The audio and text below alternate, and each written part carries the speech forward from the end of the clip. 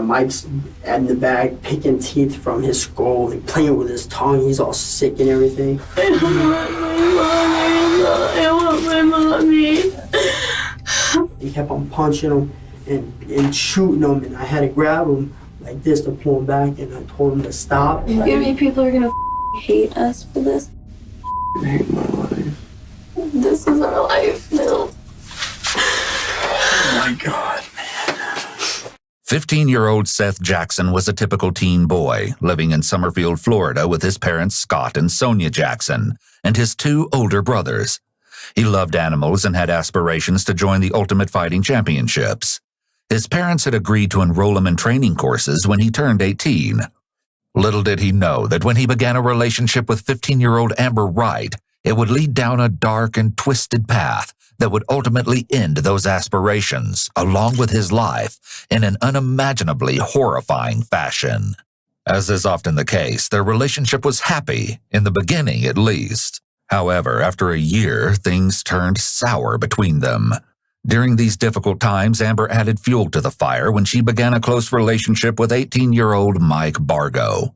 Seth's best friend, Will Samalot, claimed that Seth was traumatized when the end of their relationship finally came, amid speculation that Amber was actually cheating on him with Mike. On Sunday, April 17, 2011, Seth and Will went to visit a mutual friend. That night, when they left to walk home, Will noticed that Seth was texting on his phone and seemed distracted. Shortly after 9 p.m., the two parted ways. That was the last time Will would ever see his friend. Seth's mother, Sonia Jackson, filed a missing persons report the next day when he didn't return home. When a news report concerning Seth's disappearance appeared on TV, Amber Wright's half-brother, Kyle Hooper, had an emotional breakdown, telling his mother that he had knowledge of what happened to the missing teen.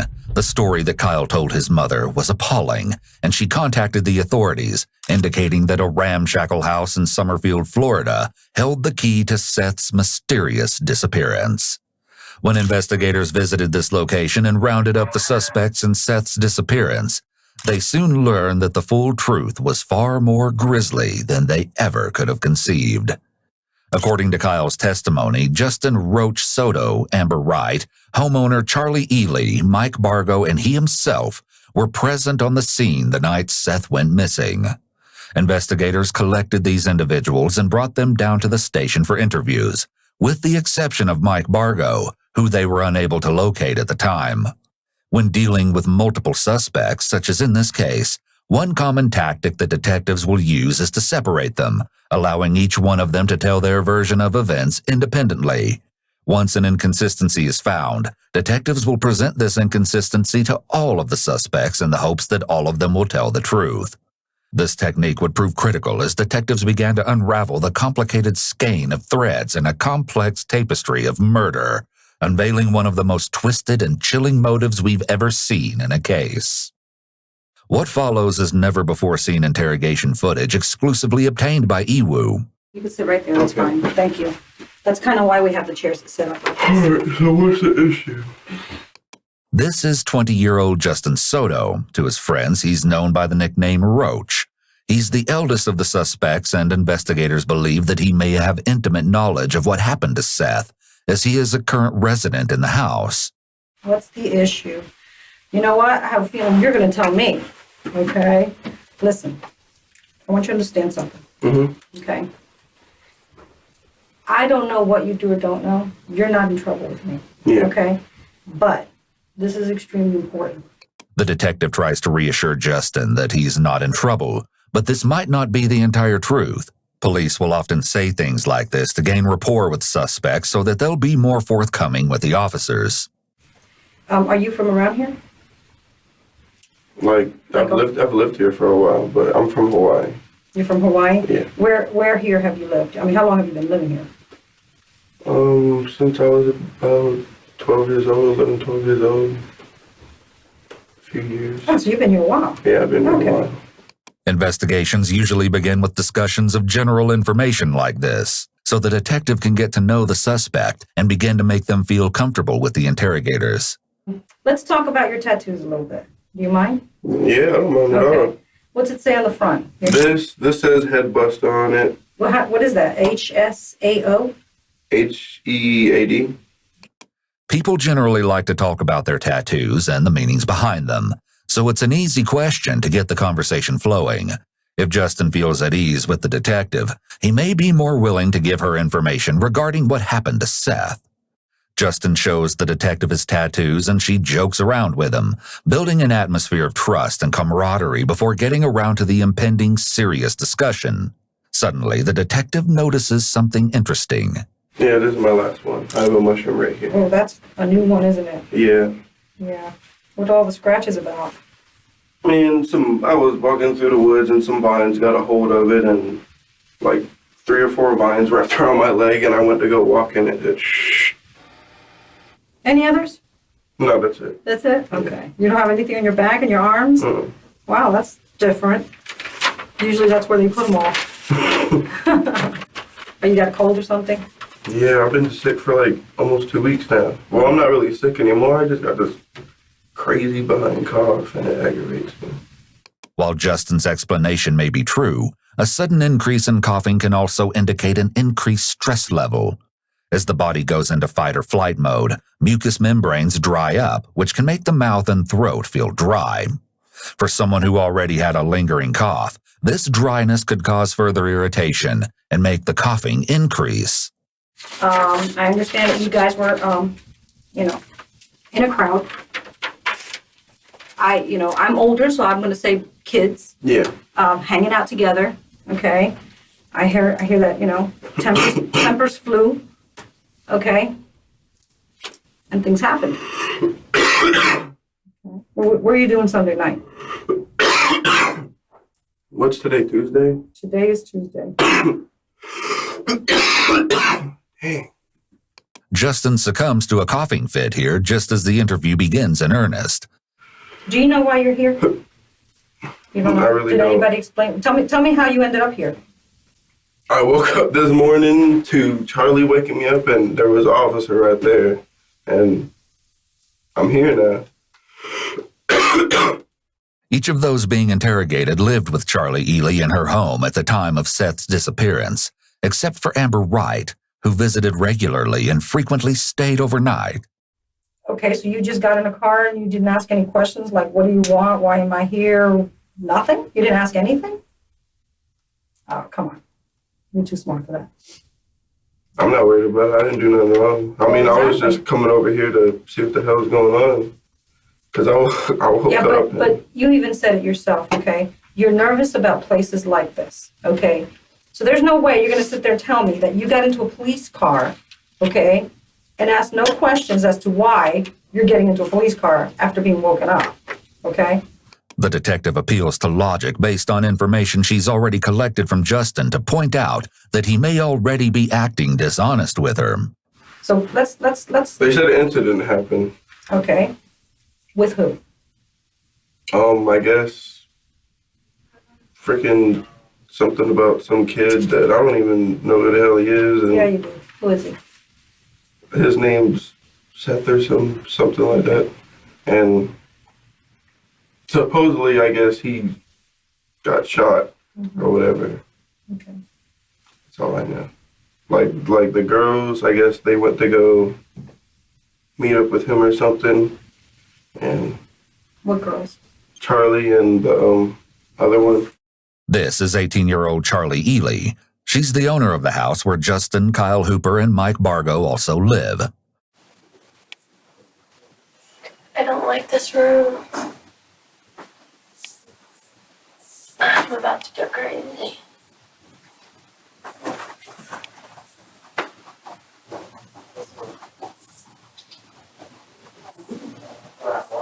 Charlie has been obsessively checking and examining her body since entering the interview room. This may be indicative of anxiety. After nearly 20 minutes, a detective finally arrives to speak to Charlie. Hello. Huh? How are you?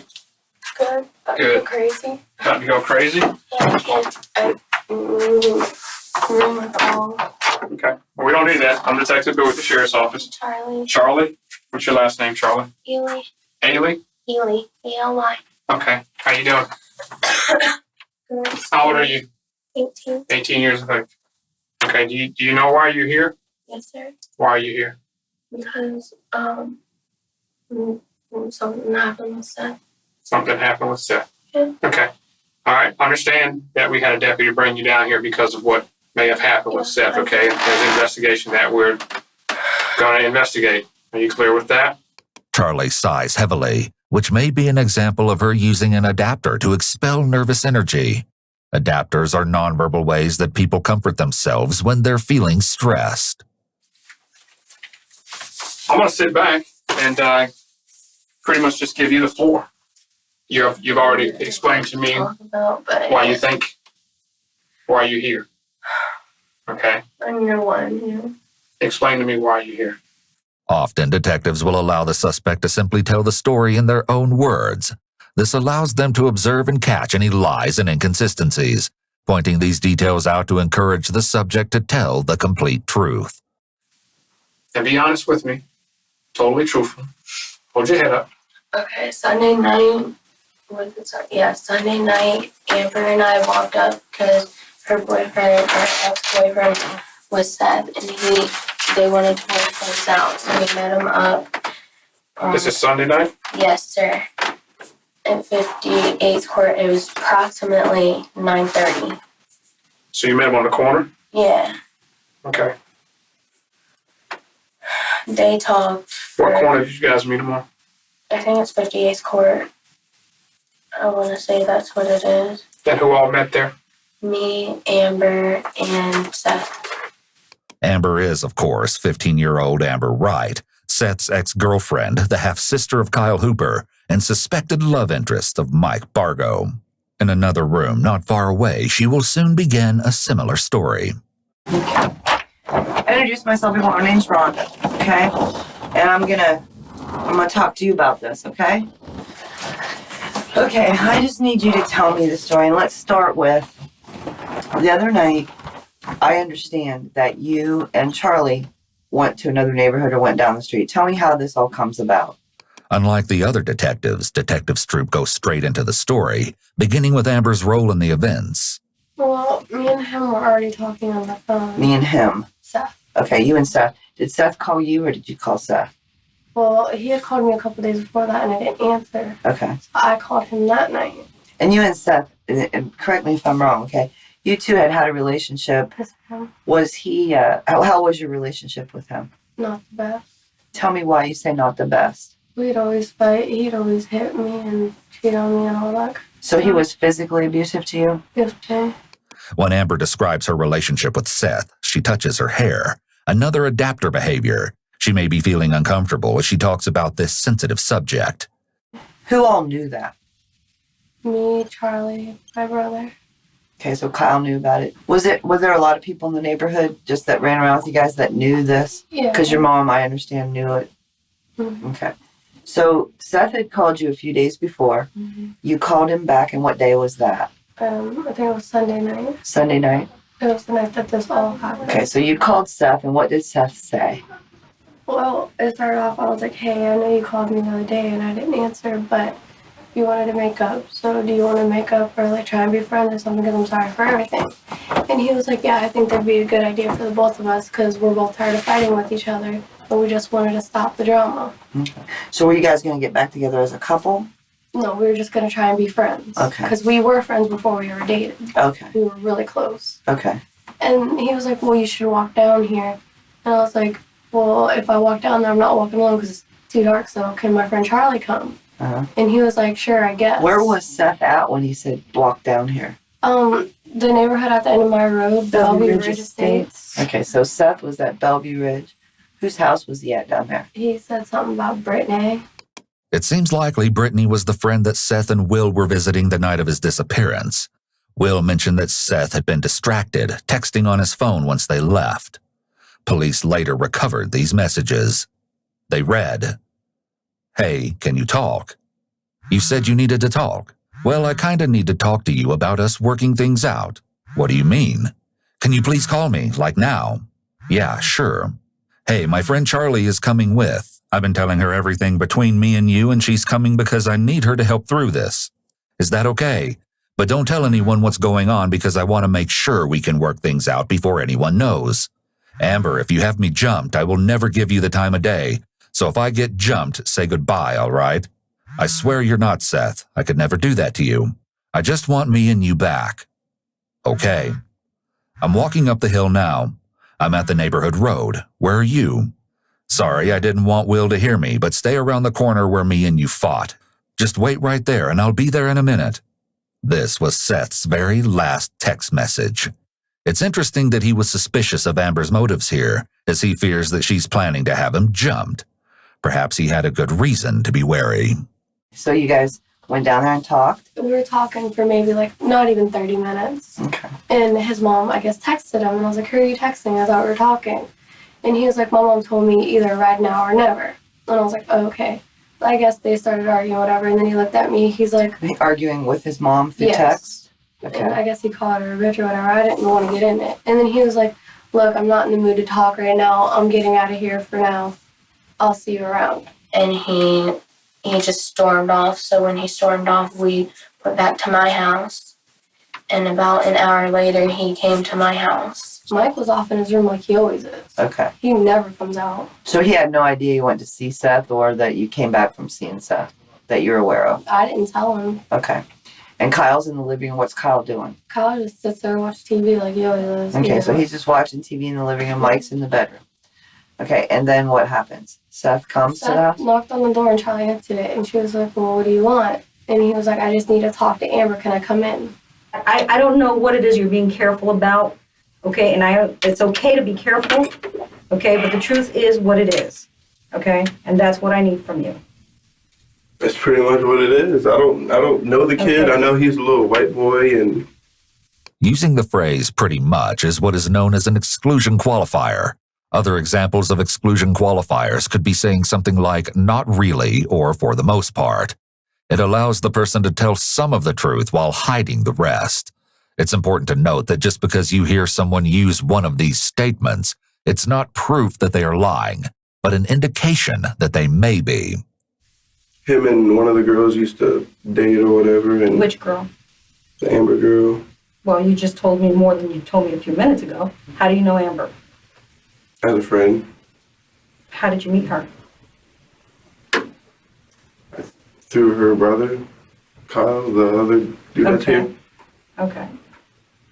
All right. So is Kyle the other one that lives with you? Yeah. Okay. Well, then now I know you know more than you're saying because, He just moved in too. I know, but Kyle likes to talk, doesn't he? The detectives have pinpointed Kyle as the potential weakest link. After all, he is the one who originally confessed information to his mother, which resulted in the four being here at the station. What is unclear at this point is exactly how much Kyle has told his mother and the investigators. We can't be sure what the detective already knows, but neither can Justin. I haven't chilled with the kid in You what? I haven't chilled with or hung out with him in a little while until we moved in and started living there. Well, now you're making me think things a little differently. Okay? The detective scoots her chair closer to Justin. This increased physical proximity creates additional pressure for him to tell the truth. Now you're making me think that maybe you had some involvement in all of this. Did you? No, ma'am. Did you have any involvement in any of this? No, ma'am. No? Where'd you get the scratches from on your legs? Vines walking through the woods. Because those are very, very fresh scratches. When did you get those? Yesterday, I was walking through the woods yesterday. Yesterday? Mm-hmm. What woods were you walking through?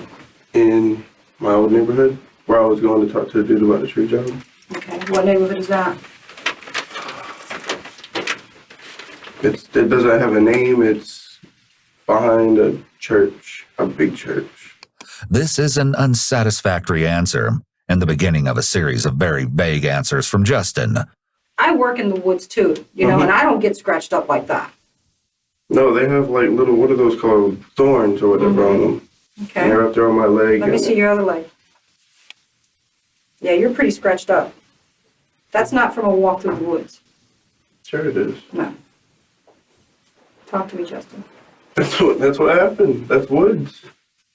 Oh, I believe it's woods. Yeah. I believe that. I have no doubt it could be that. But that's not from walking through the woods. Yeah. Okay? We were either running, walking in the dark. The detective returns to the night in question, and Justin continues his strategy of distancing himself from the others. I don't know anything about what happened. Like, I just came home and I went to sleep. While Justin maintains his ignorance of the situation, the girls continue their version of events. Did Seth call you before he came down? No, there? ma'am. So he just showed up an hour later. Yeah. When you came back, did you talk to your brother or Michael about what Seth had said, or that you guys had a conversation? Did they know? No, they didn't know what we talked about. Okay. Kyle asked me where I was going, and I just told him I was like, I'm going to talk to Seth and try and figure things out. Notably, there's no mention of Justin being present at the scene in Amber's version either. I hear a knock at the door. It's Seth. So I let him in, not thinking anything was wrong with it. Okay. Can you draw me a drawing of your house? I guess. I just want to try to get a picture of what We get like exactly. idea. The detective may be having Charlie draw the floor plan to make sure her story is crystal clear. However, a methodically laid out floor plan could allow the detective to point out certain details that seem implausible or odd as well. She let him in. He sits in the chair. Me and her sitting by each other on the couch. And out of nowhere, Kyle just gets up and hits him. He So were didn't they like- arguing first before you hit him? You just No, Amber and Seth were talking, and Kyle comes out of nowhere and hits him, and me and Amber dart to my room. and where was And he at? Kyle said, "Get the fuck out." And he went out that way, and we hear Mike's door hit something, and Mike came out, and we heard gunshots. Okay. And by then, me and Charlie took off to her room. We shut the bathroom door, and we heard another door just fly open, and we just heard gunshot after gunshot after gunshot. And after maybe like 5 or 6 times of hearing it, it got quiet. And then I hear Kyle go, "What did you just do?" The introduction of a gun into this scenario does not seem to bode well for Seth, yet it's still unclear exactly what happened to him, as the girls were not visual witnesses to the event itself. It's difficult to piece together Seth's fate, especially since there hasn't been a body recovered. How do you think Michael knew Seth was out there? He probably heard him talking. Okay. So it's one of them things where it's not that far apart. that Yeah, he- the house is The very house is- small. he would know It's Seth's small. voice. Yeah. Oh, Okay. yeah. If we said anything to anyone, he would f***ing kill us. So this is next. after the gunshots. Yeah, He came back into the house. yeah, with the gun. In And he his was hand? waving it around. What us. kind of gun was it? It was a revolver. Okay. I mean, he's let us like touch it and shit, so our fingerprints are on it. It's interesting that Charlie is choosing to volunteer information about Mike letting them touch the revolver at this point. It could very well be that she has a guilty conscience and is trying to preemptively dismiss certain pieces of evidence that indicate her guilt, such as her fingerprints being on a weapon. The back door open and like I don't really know, like I just heard a bunch of shit like he was Moving doing stuff something. around. Yeah. Okay. You document that. Now, did you hear any voices or anything that you All told? I heard it was Mike's voice. Okay. And what did you hear Mike saying? This is what you f***ing get. So when did you guys finally come out of the room? The next morning, Was anything different? it just smelled like pure bleach in the house. That's it. Do you know where the bleach came from? No. I had a bottle of bleach on the counter, but that's not there. So you had bleach and it's gone Yeah. now? Mm-hmm. And Mike came into the room and he said, "I swear if you guys open your mouth about anything about last night, I'm going to come after you guys." He said, "I gotta go. I'm going somewhere." Okay. And he left? Yeah. He said, "I'm going somewhere. I'll be back later." And me and Amber went up to my friend Chris's house for...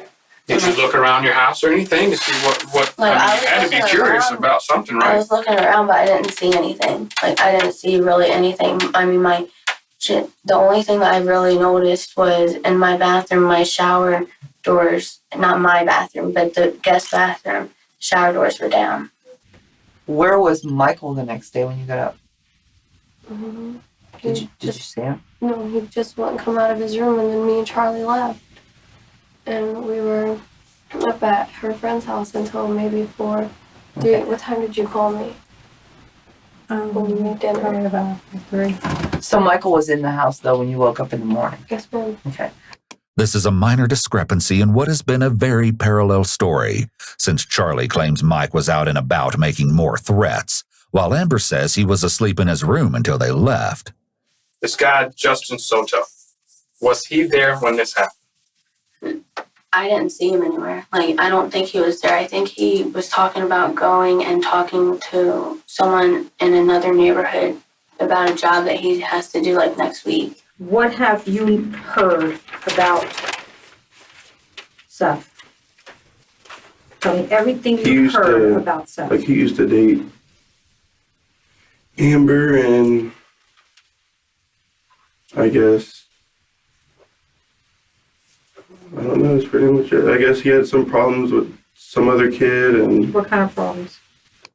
Once again, Justin uses two selective memory statements, I guess and I don't know, followed by another exclusion qualifier. That's pretty much it. This doesn't mean he's guilty, but it could suggest that he's withholding information related to the case. It's possible that he's either protecting someone else or himself by holding back. This is also only an indication of deception when it isn't part of someone's normal speech patterns. Some teenagers and young adults use phrases like pretty much all the time. This is another instance that highlights the importance of the officers having some low-stakes conversations with individuals before the interrogation begins, so that they can get a feel for their baseline speech patterns. That way, if their word usage changes in association with certain topics, the officer can be more certain that something is off about that specific topic. Like, they were just, like, talking noise to each other, and... Who? I don't even know, like... Yeah, you do. Who? Well, I think his name is Mike, actually. I knew you would remember. I had faith in you. When did you It was first meet like- Mike? Oh, I met him, like, 2 years ago. He met Mike nearly 2 years ago, but just a few minutes ago was acting like he didn't even know his name. She makes one last-ditch effort to get him to open up to her. I'm sure Mike's going to talk for what's best for Mike. So Justin needs to tell me what's going on and think about what's best for Justin. Yeah. I left yesterday. That's pretty much what happened. Did you leave with Mike? No. Did you leave with anybody else? All right, well, listen, give me a few minutes and I'll be right back, okay? All right. She leaves to acquire a smoke for him and likely to get an update on what the other investigators have learned from their suspects. Oh, sorry. I'm sorry, bud. Do you mind if I talk to her again? Okay, I'm gonna bring Kyle in here with you, okay?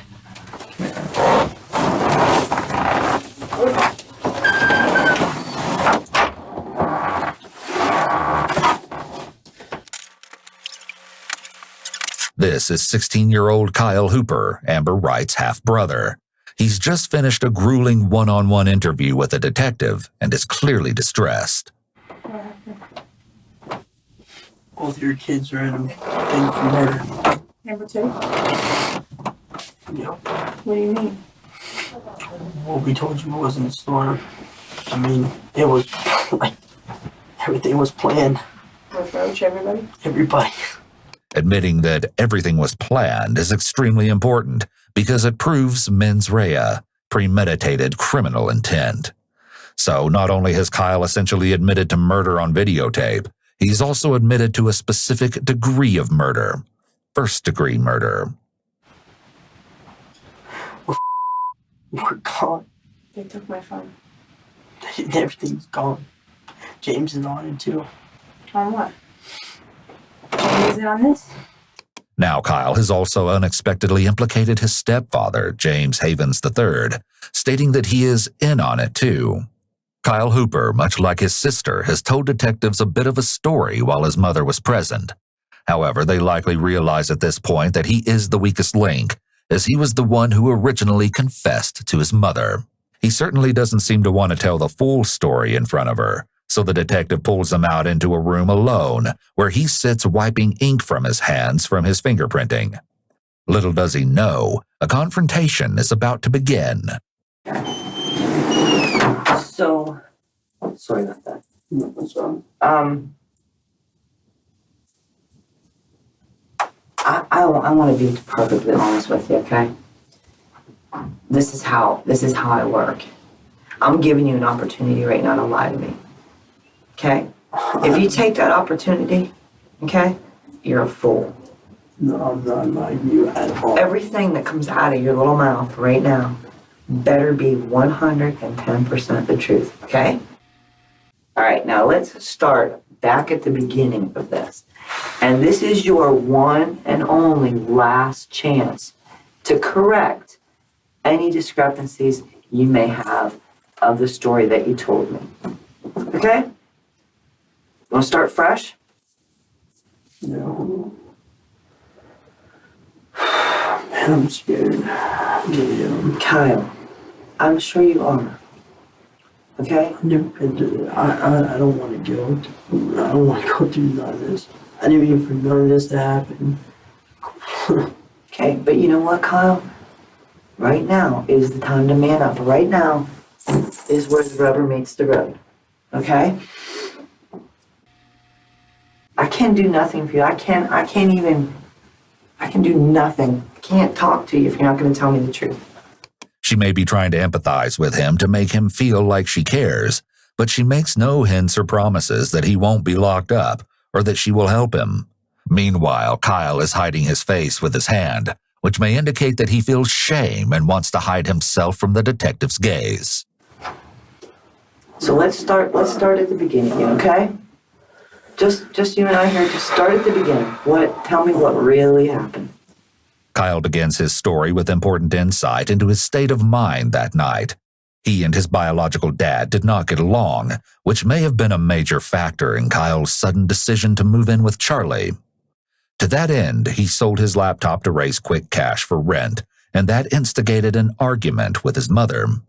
Feeling like he was losing his family, he went to his stepfather, James Havens, for mental support, who later dropped him off at Charlie's house.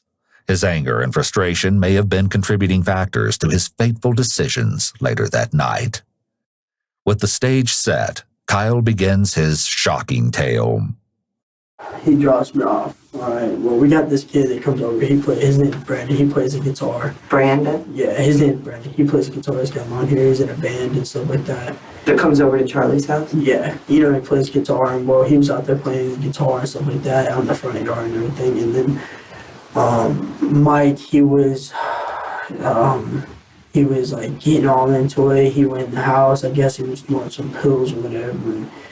And he was. What kind of pills from Mike snort? I'm not sure. They were white pills. Where'd he get them? There's no telling where he gets any of this stuff. I don't know. He don't tell me nothing about stuff like that, honestly. Okay.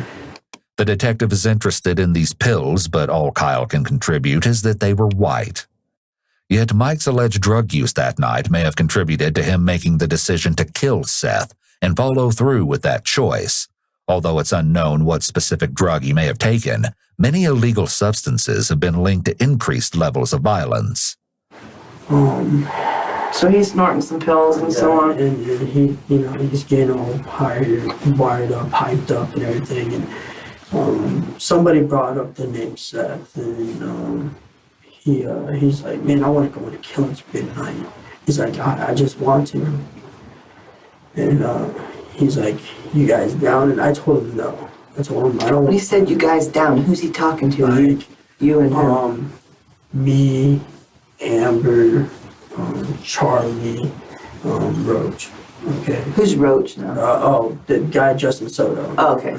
So Soto was there. Yes, ma'am. Okay. Kyle hesitates, but then officially places Justin at the scene on this night, disputing his claims that he did not hang out with them and had no knowledge of anything that took place. Justin is going to have some explaining to do. I know you were there. I know about what you did. I know that you participated. And I want to know exactly what you did so that I don't blame you for something you didn't do. Because everybody else is. All right? Blaming me? Yeah. The detective has clearly learned details from the other interrogations. However, Justin doesn't know how much she knows, and she's implying they're laying the blame for events squarely at his feet. It appears that the detectives may be using the prisoner's dilemma as one of their tactics to get everyone to talk. This psychological dilemma involves separating people and then giving them a scenario in which each person must decide, without being able to communicate, if they're going to cooperate with each other and stay silent, or if they're going to turn on the other and deflect blame off of themselves. All the while, the detectives tell each person that the other has already spilled all of their secrets and blamed them. Here, each of the suspects face this same decision dilemma. If they all stay quiet, there may not be enough evidence to convict them, or they could receive a lesser charge. But with the choice to cooperate with each other comes a great risk. If only one person stays silent while the rest talk, they risk getting blamed for everything. But if they all talk, then they all could face punishment. The detectives will put the pressure on even more by suggesting to each person that the others are pointing the finger at them. Is this just an excellent way for interrogators to get to the truth? Or is it unethical to pit suspects against each other as it could incentivize false confessions? Let us know your thoughts in the comments below. Yeah. Wow, I know what happened to Seth. Okay? Mm-hmm. So, floor is yours. Question is Roach going to look out for Roach? Or is Roach going to not look out for him and let him take the fall for everybody else? Well, since you put it that way, this is what happened since they were. As easy as that, Justin joins Kyle in revealing the truth of that horrible night. Meanwhile, Kyle's grim story is far from over. Mike has just taken the pills and is amped up and ready for violence. Was he talking about killing people? He's talking about killing Seth? Pretty much, because he was like, man, because he's like, all you gotta do is find him and kill him on the way down here and everything like that. And he didn't want Amber to call him off of the phone or text him. He didn't want nothing to have her or Charlie to have nothing to do with it. What could Seth possibly have done to stir up such animosity with Mike? This couldn't have been a random event. There had to be a motive. Perhaps Amber has already given investigators a clue. Why does Michael not like Seth? Because he likes Amber. Yeah. Oh, okay. So have you ever dated Michael? We've never dated, but we've always had a thing for each other, but never dated. Okay. Despite what Amber says here, Seth certainly feels like she and Mike were in a relationship. The two former lovebirds engaged in a social media war after the breakup, which demonstrated how volatile things had become between them. In February of 2011, before the breakup, their Facebook posts were what one might expect from teens in love. But then on March 23rd, Amber announces that she is done, followed approximately a week later by a similar post from Seth, indicating that he is now single. Seth and Amber continue to express their frustrations, which leads to an online war, with friends on both sides providing support and sometimes a voice of reason when they take things too far. On April 3rd, Seth seems to want to extend the olive branch, but Mike gets involved and Amber makes it clear she wants nothing to do with Seth. According to some sources, it was around this time that Seth challenged Mike, and the two got into a fight. Despite being younger by 3 years, Seth apparently won the fight, deepening the rivalry between them. Battle lines are drawn. Amidst this online chaos, it's no wonder that Seth was suspicious about being jumped when Amber suddenly wanted to make nice with him and get back together. Well, Amber decided and she agreed to it. Your brother told me everything. Okay. So you can sit there and you can continue to lie on me, walk out and treat you like a piece of garbage. Or you can sit here and treat me with the respect that I treated you with. Okay? And you can tell me the truth. Yes, What's your choice going to be? true. Okay. Speak up so I can hear you too. Okay? Alright. So let's start at the beginning again. And you tell me the story. And the first time that I think you're lying, I'm getting up and walking out of here and I don't care what happens to you. Yes, ma'am. Do you understand me? Yes, ma'am. Okay. The detective is far more aggressive now. Amber begins with Brandon playing music and designates the same players on the scene, including Justin and her stepfather. James and Brandon both left after Brandon was playing guitar and everything. They both left, and Mike was talking to Charlie and Kyle and me, and he was like, "You should call Seth." And I was like, for what? He's like, act like you're gonna make up with him. And I was like, for what, Mike? He's like, because I'm gonna kill him. And I was like, why are you gonna do that? He's like, because I'm tired of him. This is a key moment, as Amber has now revealed her knowledge of Mike's intentions. This admission means that she knew something may happen to Seth if she called him to ask him to meet her. She's now gone from an innocent bystander to an instrumental part of Mike's plan. So I went into the front with Charlie, and I called him, and I told him I wanted to make up. With additional confirmation that the girls are not as innocent as they claimed, there is still another confrontation that needs to take place to get the full story. I need you to be totally honest and truthful with me, okay? Because we have talked to other people. We've talked to Kyle, okay? And Kyle has told us his new version of the story, okay? At this point, he's been totally cooperative, okay? I know there's some things that transpired prior to. I know there were some conversations prior to about something happening. The detective is being intentionally vague when he hints that Kyle has given them information. He wants to increase Charlie's discomfort so she will be more likely to talk. I wasn't involved in that. I don't know what he's talking about. I mean, it might have been between him and Mike, but I don't know. Kyle has already, and I'll be honest with you, has implemented you in being involved in knowing or having knowledge to this thing transpiring prior to it happening. But I didn't. This what doesn't make sense to me. You're telling me that you guys are in this house. You drew out a diagram for me of your house where everybody was sitting at. The C is for Me, the A is for, Amber, the K is for, Kyle, the S is for, Seth, and then Mike was in his room allegedly, correct? Okay. Who else was at this house that you did not put in there? Roche was there, but he wasn't there when that happened. Yes, he was. I didn't see him. It seems likely that Kyle, Amber, and Charlie had previously coordinated with Justin to leave him out of the events completely. The detective shifts focus to Seth's arrival.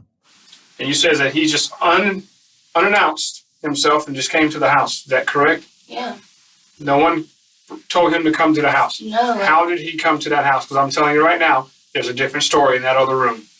I mean, he walked. I understand he probably walked with his left foot and his right foot, one in front of the other, and he physically came to the house. This is where you need to be truthful with me. You need to be truthful with me.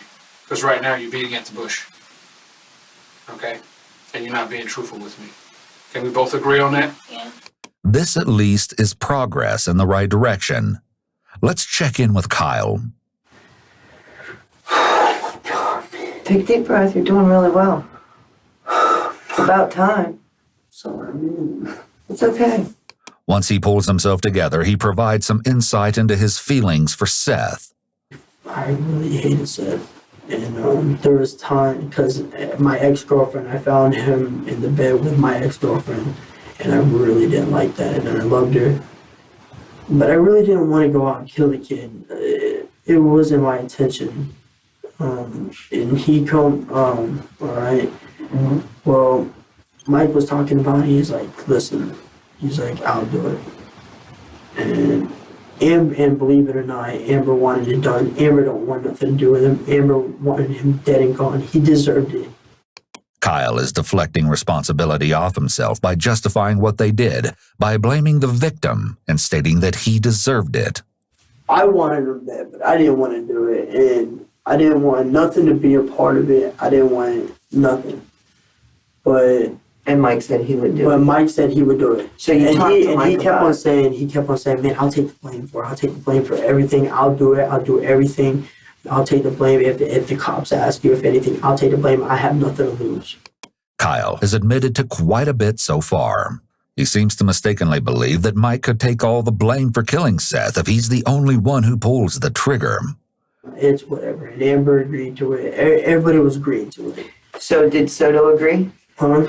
Soto? Roach? Everybody agreed. He Like I agreed? said, everybody agreed. Amber agreed? Mm-hmm. And Jay, Charlie agreed? Mm-hmm. Mike said he would do it and you agreed. So there's 5 people. Yes, ma'am. Okay. The detective makes it perfectly clear that Kyle is stating that each of them were involved in premeditation for murder. And Mike's like, man, I can't do this. It's got to be done now. He's like, wait, Mickey, he's not. He's sitting in the love seat. He's like, it's got to be done now. Mike opened the door. I come out. I hit him over the stick, the head. Where was Seth when you hit him? He was in the chair, Okay. and I hit him over the head with the stick, and it broke 3 times on him. Kyle had previously admitted that both he and Justin Soto intended to hit Seth to make it easier for Mike to kill him. This is considering aiding in the murder and could make them just as culpable as Mike. He's now admitted that he actually followed through on his part. In another room, Charlie's detective is about to use this event to perform a coup de grace.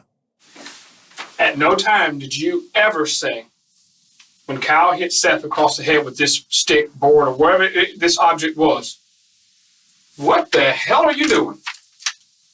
What's going on? If you didn't know what was going on. You see the picture I'm painting now? Obviously, you had to know what was going on, okay? Because any person in their right mind would have asked this question. If you and I are sitting in this room, and whoever's sitting over here, and I just start beating the hell out of him, aren't you going to want, what's going on? You never said that. You know why? You know why? Yeah. Why? So I knew something might have happened. Exactly. Charlie finally admits that she knew something might happen. Once the detective started being aggressive about her lies, it didn't take very long for her to break under the pressure. I hit him, and he stood up. And when I broke it over his head 3 times, he stood up. And then Roach come in, and then he hit him with his stick, and then he was trying to go through the kitchen, and Mike shot him in the back twice with a gun.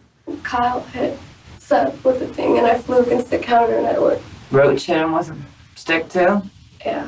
I didn't look at it. I was in the kitchen, and all I seen was Seth fly, and then Kyle and Roach flew, and Mike flew right behind him. And Charlie was like, come to the room, come to the room, come to the room.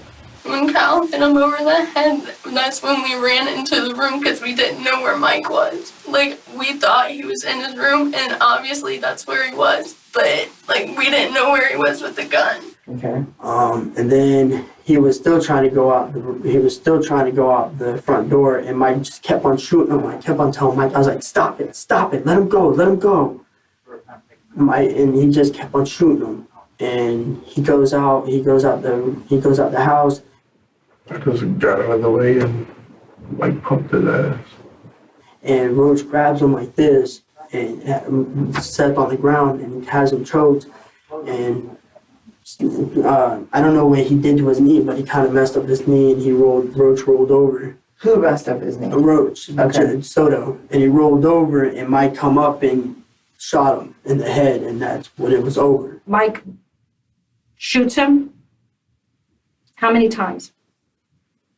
It's like 5 times maybe, I guess. Right there on the spot?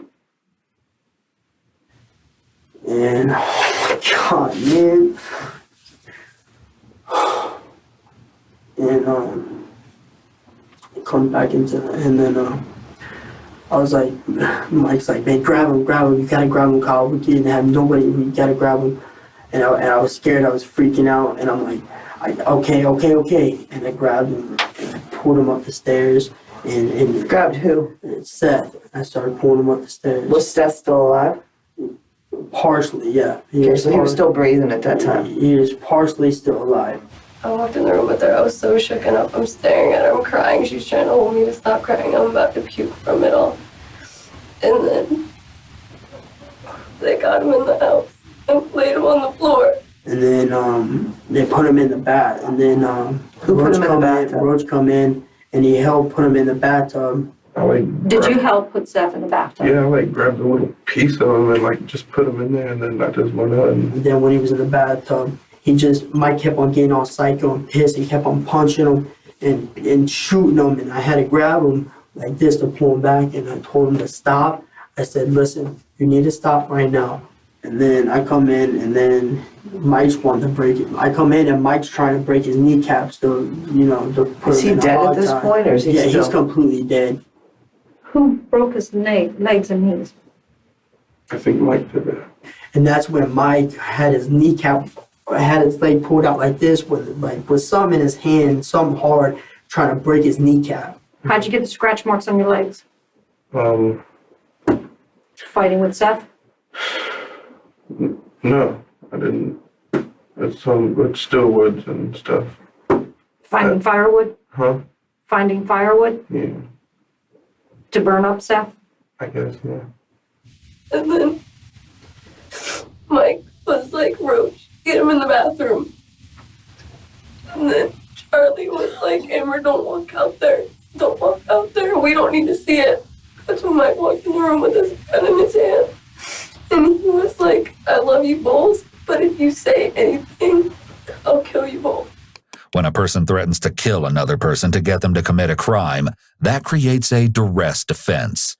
However, this is not usually a defense to a homicide, as it's considered wrong to take another person's life, regardless of whether your own life has been threatened. Furthermore, since Amber was aware and participated in these events before there was ever a threat involved, her part in the murder is already done. 22. The 22, Okay. 22 revolver. It's all black. Where is it at right now? It's under the house in the air duct. That's where the gun's at right now. That's where the gun Where is are the supposed to be sticks at right now. that you guys, Everything got burnt. He then begins to explain how they disposed of Seth's body once his kneecaps were broken in the bathtub. And then he hog-tied him, and then he put him in the bag. in what bag? Like I said, that sleeping bag. Okay, so after the bathtub, they put him in some blue thing, either that you said, Yeah, like a A bag. bag or something. Okay, He what do was they brought do? up, he was brought up there. Who brought him out? Mike and Cotto.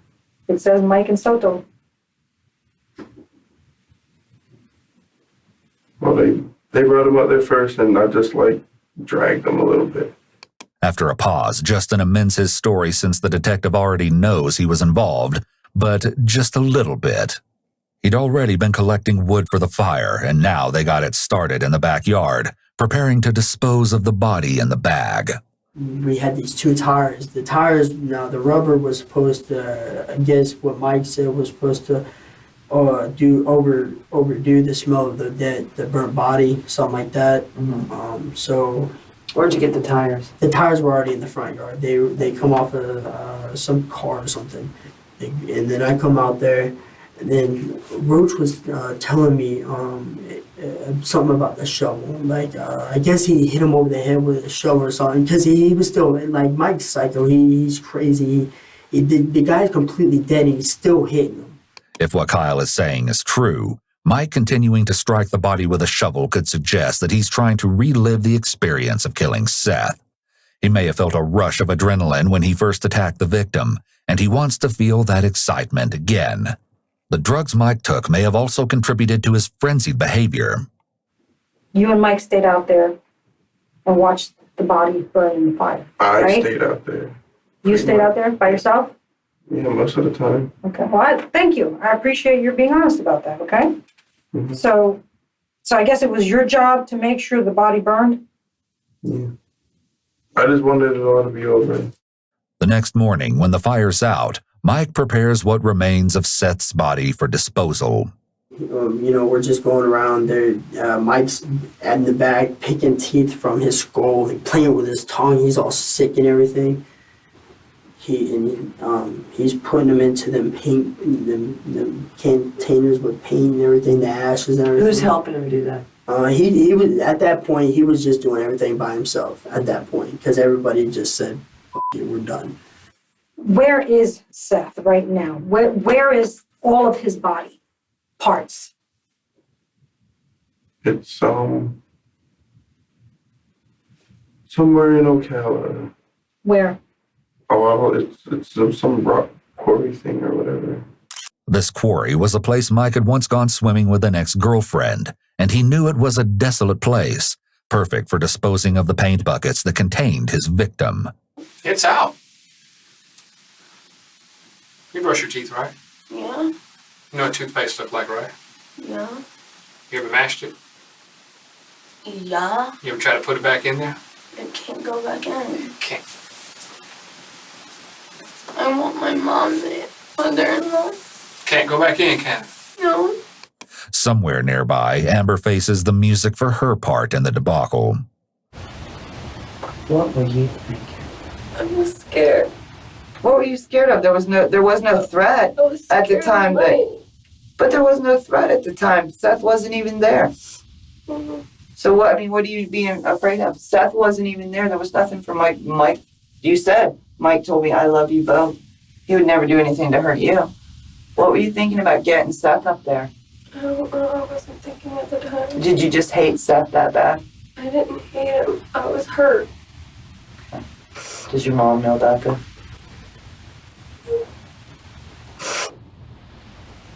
The detective asks her brother the same question. What do you think your mom's gonna say does your mom know this true story? Oh, yeah. She knows what I told her. What do you think mom's gonna say? Not one of her children, but both her children are involved in murder. Last but not least, there's Justin. I just don't want to get into more shit. I didn't even want to get into shit. I just wanted to get my life together. I was planning on going to the military and everything, but it's fucking out of the picture now.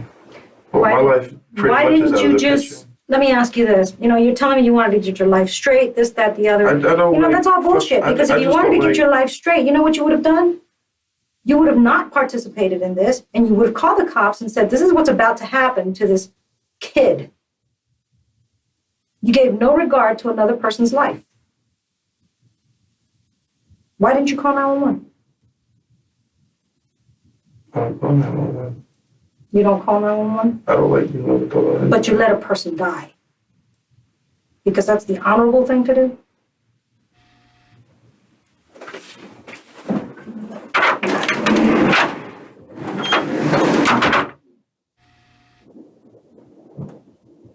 And my life is... With interrogations complete, detectives begin sending the suspects one at a time to where Kyle and his mom are waiting. He's sitting in the chair, currently just off screen. She said, you tell me the truth and all I can, and straight the truth, and I will try helping you. That's why I need to talk to the detective again. I'm gonna just come out with it, and I'm gonna get everything done and over with, and I just want it all done. So I told her. If someone cannot afford an attorney, they have a constitutional right to have an attorney appointed. This is explained to every person in custody as a part of their Miranda rights. But Kyle doesn't seem to fully comprehend this right.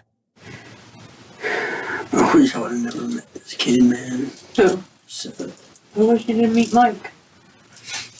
that too. Where's her child? I don't know. I haven't even seen him ever. Can I have mom come out?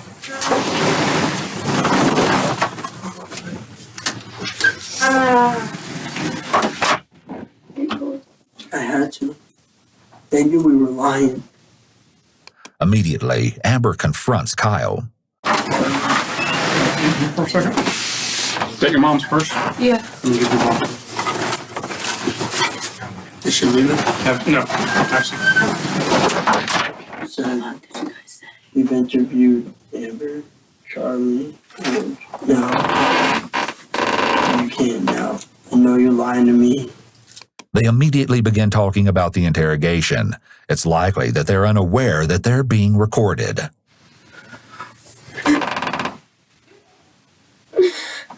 I'm sorry, guys. He's not gonna wait for me. Charlie taps her arm where her husband's name is tattooed. With the prospect of facing incarceration before them, the conversation turns to their feelings about the idea. Yeah, that's what I'm scared. I'm terrified. I am too. Because I'm actually going to an actual jail. And then an actual prison. It's no like juvenile. Well, I'll probably be going. You can't, you're 15. Yep, they can trial me as an adult because I actually. In time, they begin to speculate about the one person who is still missing, Justin.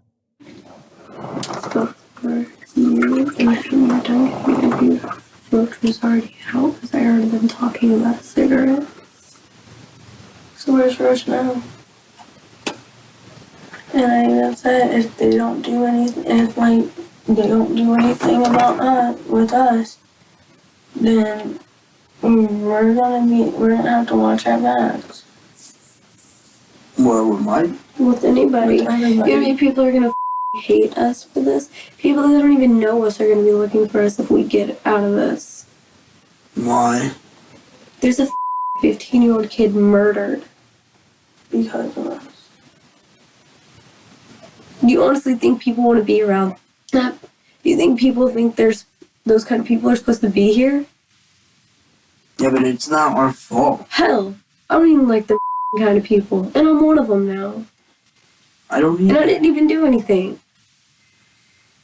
Throughout their discussions, they've been placing the blame squarely on Mike as the ringleader, discounting their own contributions to Seth's murder, as Kyle does here.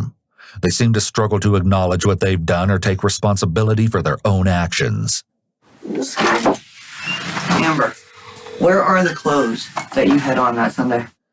After Amber answers the detective's question, Kyle takes the opportunity to try to find out some information. Can you tell us anything what's gonna happen to us? I sure can, and I will. Just in 1 second, just let me go back and tell him what she said. What shirt did you have on? This is the story. You're an adult, correct? Juvenile and juvenile, correct? Am I right? Mhm. You two are under 18 and you're 18. You're all going to be booked with first-degree premeditated murder. You two will go to the juvenile assessment center. You will go to the Marion County Jail. Okay? Take a deep breath. You'll have no bond. You won't be getting out. How many years? Oh, honey, this is not. Listen to me.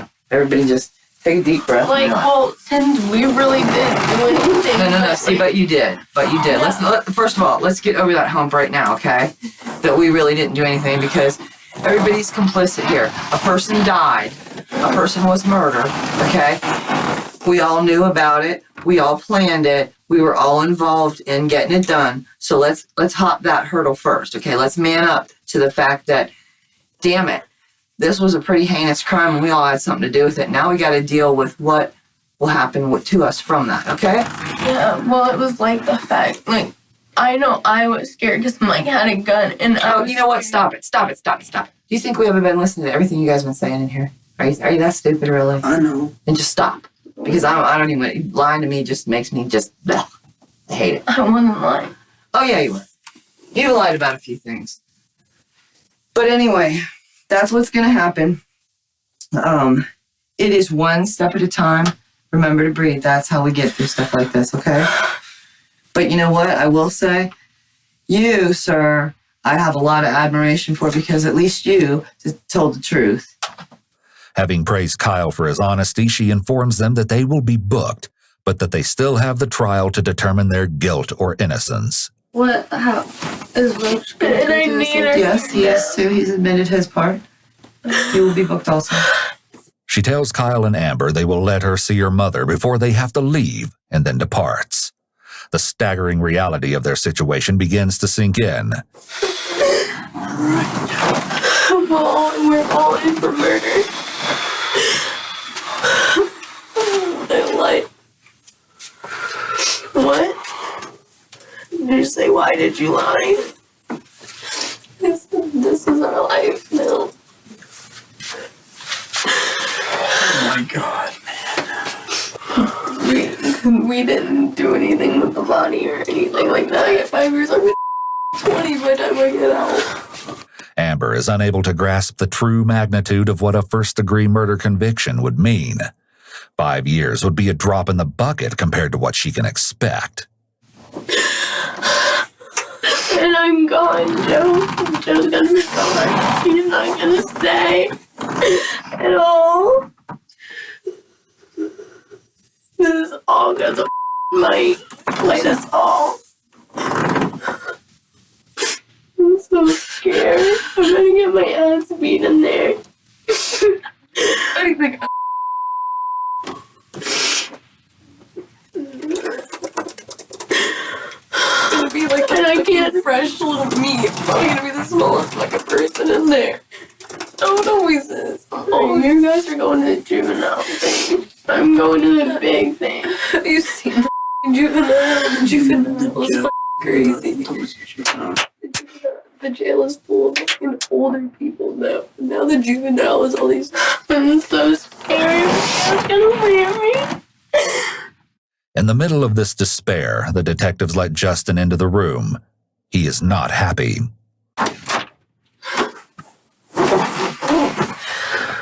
We're screwed. Yeah, I know that. Yeah.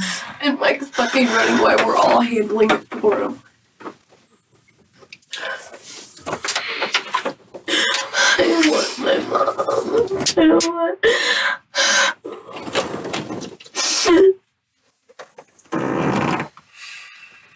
I just want my life to end right now. Huh? I just want my life to end right now. Detectives now had a pretty good idea of what may have happened to Seth, but there were still missing pieces to the puzzle and a suspect at large. However, everything was about to fall into place. Later that same night in Stark, Florida, James Williams Sr. was driving home. He'd only stopped at work long enough to tell his boss that he needed the night off because there was something very important that he had to do. That something was taking Mike Bargo to turn himself in to the police. Mike was his daughter's boyfriend, so Mr. Williams had offered him sanctuary in good faith, unaware of the real reason Mike needed a place to lie low. Yet just before, for his overnight shift, Mike admitted the truth to him, or at least a version of it, and agreed to turn himself in. Now cleared of his work obligations, Mr. Williams was on his way to help him do just that. However, as he neared his house, he witnessed a multitude of flashing blue lights surrounding it. It seems the police had already tracked Mike and were going to relieve him of his duty. This is James Williams Sr. He is the father of Mike Bargo's girlfriend, Kristen, and is the man he chose to stay with while on the run from police. Tell me how you became involved in this and what knowledge do you have? Okay. I just run down everything exactly to you as what happened. Okay. Yesterday, I got a call from him, actually from my daughter, wanting to know if he could come up and stay at my house for a couple of days. At which point she didn't tell me anything more than that.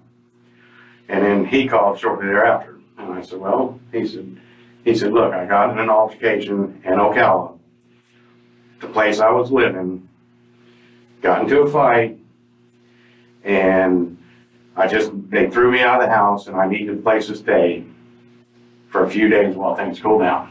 And he said, and he started getting all emotional, and I kind of figured it was something, and I said, what's going on, Mike? And he said, Jimmy, he said, at that point, I believe he said yesterday or the day before, I believe he said the day before, that somebody had raped his little sister, and he shot him 8 times and killed him. Mike seems to feel the need to get things off his chest, but still can't bring himself to be completely honest. And I started talking to him, and I said, look, man, I said, I'm telling you right now, I don't need no trouble like this. And I said, you don't either. The best thing for you to do is turn yourself in. And he pretty much agreed that that's what he was going to do. Said he was going to call his father to come get him. Mr. Williams claimed he had a strict job, so he had to go check in before he could request time off. He went to do so, intending to come back and be the one to take Mike to the station, even though he didn't tell him. While he's gone, Mike decides to open up to someone else in the household. This is Crystal Anderson, Mr. Williams' live-in girlfriend. She was at the house during Mike's visit. And then after I got done cooking, and I got Jim up to go to work, and he left, and Mike's like, can I talk to you? And he said that the little girl that lives there, that's 15 years old, said that her boyfriend had raped her. And I was like, oh my God, are you for real? And he's like, yeah, and he's like, I killed him. I said, what? Mike completely unburdens himself, telling the entire story to Crystal as she listens in horror. According to Crystal, Mike claimed that he killed Seth because Seth had allegedly assaulted Amber. Because James and Crystal are important figures in his girlfriend's life, he may have wanted to make himself look better in their eyes. If he said he only killed to protect a girl he saw as his little sister, he may have believed he would appear more sympathetic to them. And he said that after he did that he took 5-gallon buckets and put the ashes in the buckets. Him and the girl's stepdad had drove them to some place where they go swimming at, and had took cinder blocks and tied them to the bucket and threw his body in the river. Crystal's story cements James Haven's culpability as she describes that he was involved in disposing of the body. Several accounts place Justin Soto at the scene, too. Allegedly, Amber texted James Havens, her stepfather, and asked him to come to Charlie's house. Once there, James helped Mike and Justin load the paint cans, cinder blocks, and a dog leash into the back of his truck, and Mike gave him directions to the quarry. There, they used the leash to tie cinder blocks to the buckets and threw them into the quarry. And he called his dad, and this dad told him that's what had busted through their house. And they were looking for him, and I told him, I said, Mike, I said, you got to tell Jim what's going on. You got to tell him. I said, I can't let him get in no trouble because you want to be crazy. And I had called my cousin that lives across the road, but nobody was home because I was scared. I didn't know what to do. Okay. And is that when we showed up? Yeah. Now that these interviews have concluded, there is, of course, one more person who the police need to have a little chat with. Which one? This one or that one? That was in That the This is 18-year-old Mike Bargo, mastermind and instigator of the Seth Jackson murder.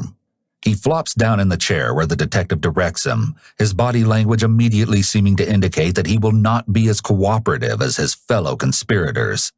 Yo, Mike, I get these off the way. They're really killing my wrist. Mike may be feeling powerless, so he tries to take control of the situation right away by asking to have the handcuffs removed. The detective complies, likely to build goodwill. I got a hole in that hand, and as you can tell. Okay. I'm Detective Luke from American County Sheriff's Office. Okay? And I think you know why I'm here to talk to you. Okay? Before we talk or anything, I have to advise you of your rights. You understand that? Mm-hmm. Do you understand each of these rights I have explained to you? Yes, sir.